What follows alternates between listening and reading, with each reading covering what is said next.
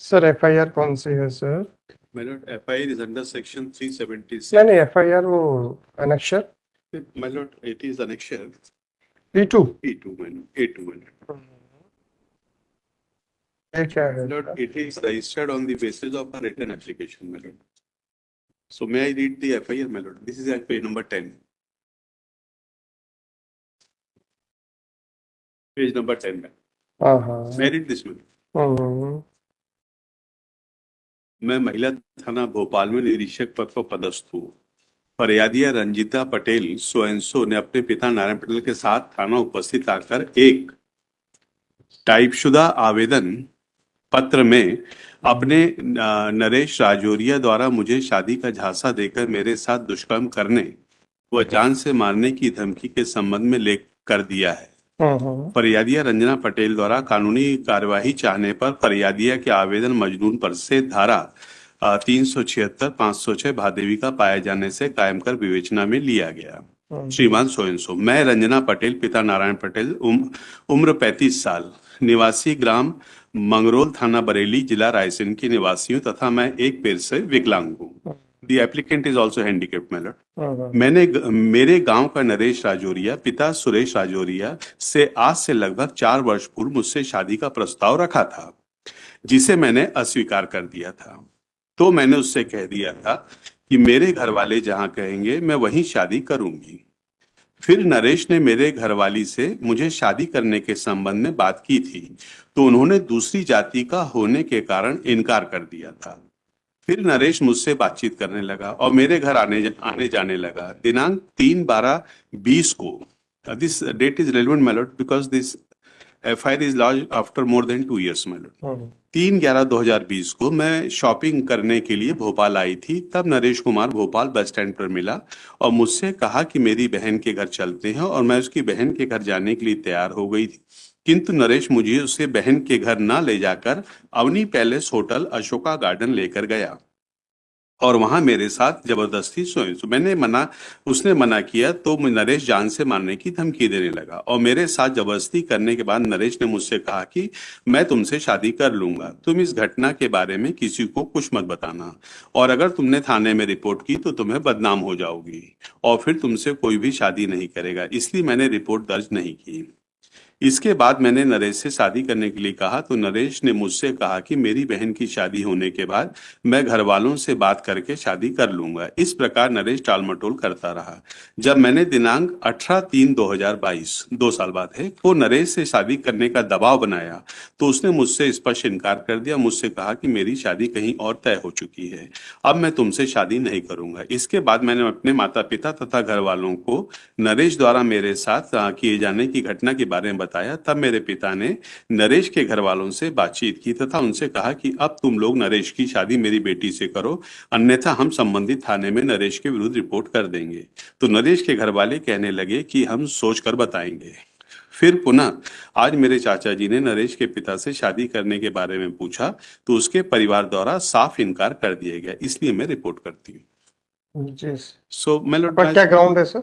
my first ground is that my lord, the FIR my lord is delayed by more than 2 years my lord। Second is that my lord, the respondent number 2 my lord, she is a major woman my lord, aged about 35 years my lord. I am 10 years younger to him my lord, and only because my lord I am in a government service my lord, she is compelling me to marry her my lord. By the time my lord I was married, which is there in her statement, police statements my lord, and my lord, it was if there was a relationship, it was consensuous my lord. In MLC my lord, no evidence of any kind of sexual sir वो तो आप तो 2 साल के 2 बाद साल के बाद, and there is no such, and my lord, the case is that my lord I was ready to marry, she denied, her parents denied my lord. So how it is possible that when I was trying to marry my lord and they refused, it was converted into a case of rape my lord? जी sir. Her statements before court are also recorded my lord, in which she has given very vital admissions my lord, that she was that aspect cannot be looked into sir. So any judgments in your favor my sir? lord, my lord, there are several judges my lord, but I rely on this my lord, 2013 Criminal Law General 3839 Prashant Bharti versus State of NCT. It was held that, my lord, when the relationship is consensuous, a consented relationship cannot be converted into a case of rape, my lord. Right, sir.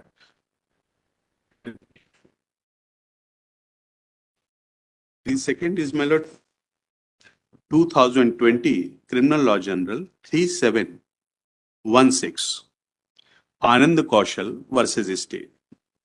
In this also, my lord, it was held that when the initial consent was there, it cannot be converted into, my lord, case of rape.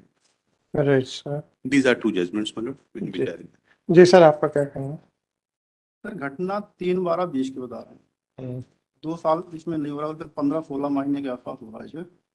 और petition में उम्र 27 साल लिखी है, जबकि 27 साल नहीं, ये लगभग 30-32 साल का माना गया।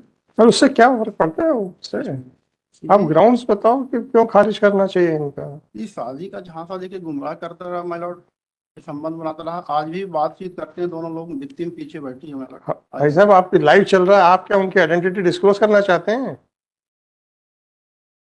आप कैमरे में उनकी आइडेंटिटी डिस्क्लोज करना चाहते हैं क्या? नो।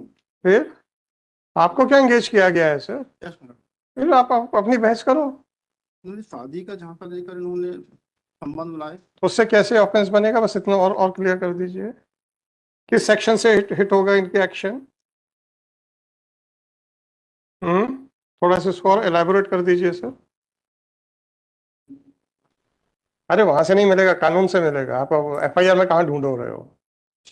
शादी का झांसा दे के रेप करना या फिजिकल रिलेशनशिप बनाना रेप की कैटेगरी में कैसे आएगा, इस पे थोड़ा सा लीगल आर्ग्यूमेंट्स कर दीजिए। मेरी शक्ल पे थोड़ी कुछ लिखा है। जो कुछ भी लिखा है या तो आईपीसी में लिखा है या एससीसी या एआईआर या दूसरे जर्नल्स में लिखा है। कौन सा सेक्शन कहता है सर कुछ आईपीसी में जिससे कि आपका आर्ग्यूमेंट को सपोर्ट मिले? नहीं पता? अरे आईपीसी दे दो ना यार।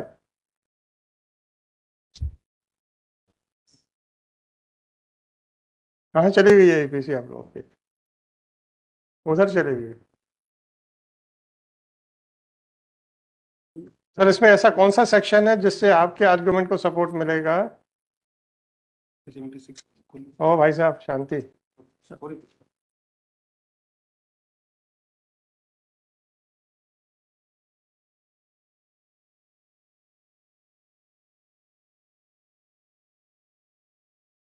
वकील साहब कौन सा सेक्शन है जिससे कि आपके आर्गुमेंट को सपोर्ट मिलेगा? आईपीसी में मिलेगा कि सीआरपीसी में मिलेगा कि एविडेंस एक्ट में मिलेगा, ये भी बता दीजिए।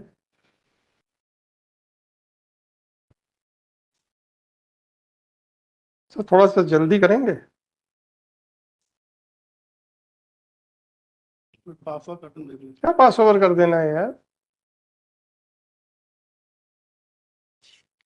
आप लोग हाई कोर्ट में इस लेवल पे आर्गुमेंट्स कर रहे हो यार।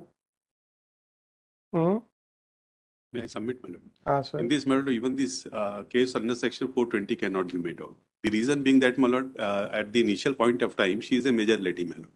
All that has been happened with her consent, my lord. And I was ready to marry her, my lord. I made a proposal. She refused, her parents refused, saying that I belong to certain other caste, my lord. Therefore, the case under section 420 cannot be made. No, he submitted something in his defense, But, or to demolish your case that it was obtained by giving a false. My only question to him is that what is the provision of laws to substantiate his arguments? वो नहीं बता पा रहे हैं sir. तो हम high court में बैठ के ये लेवल का आर्ग्यूमेंट सुन रहे हैं सर। इसके बारे में आप लोगों के क्या विचार हैं? क्यों सर? अनुवाद जी बहुत टफ है मैम। देखिए, उनका आर्ग्यूमेंट एक्सेप्टेबल होगा नहीं होगा वो बात तो अलग बात होती है। आप जो कह रहे हो आप उसके लिए सब बताओ तो सही कि क्यों। वो भी नहीं है। चलो रखो, देखते हैं।